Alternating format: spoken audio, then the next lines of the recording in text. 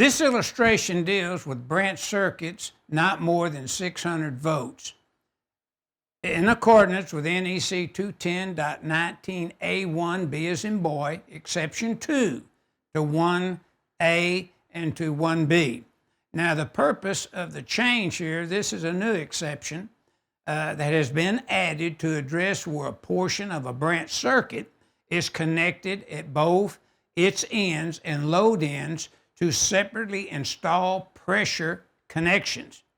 These separately installed pressure connections, as covered in 110.14C2, shall be permitted to have an allowable ampacity in accordance with 310.15 and not less than the sum of the continuous loads plus the non-continuous loads.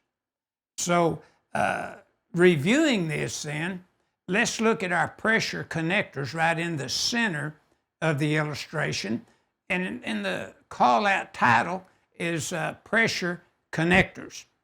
Now notice 110.14C2, 210.19A1, and exception 2 to 1A and to 1B says we can calculate the conductors from those pressure connectors you see from pressure connector to pressure connector in accordance with 310.15.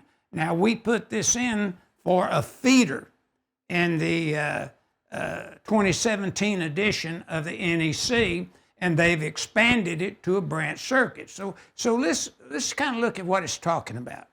Let's look at what I call the second requirement for 125% rule, see 210.19A1A and 310.14.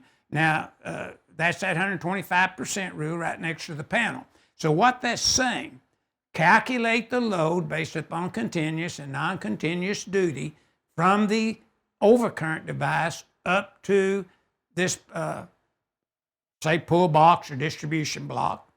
And then you make a compression connector there, and you connect those together. Then the conductors from this pressure connector over to these pressure connectors in this distribution block can be sized just according to the load.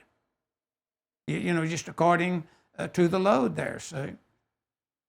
And then here we would count or calculate 125% of the branch circuit equipment here.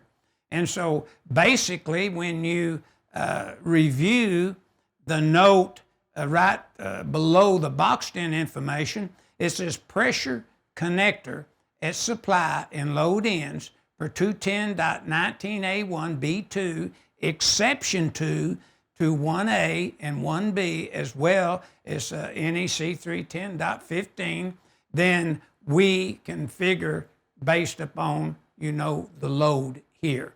And for long runs, that could be a big saving for a bunch of branch circuits. For them, well, engineers have applied that for a long time. It's just sometimes they didn't say anything to the inspection department or inspectors without they caught it.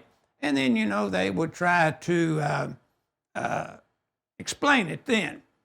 And I'd like to kind of remind you that for the 125% rule, we would see 210.19A1A. For the adjustment factors and correction factors, we'd see 210.19A1B. And then also, I would remind you to review 110.14C1A and 110.14C1B and 310.15. Then you'll know why this new exception was accepted and added to allow the same calculation on this branch circuit as it did for a feeder.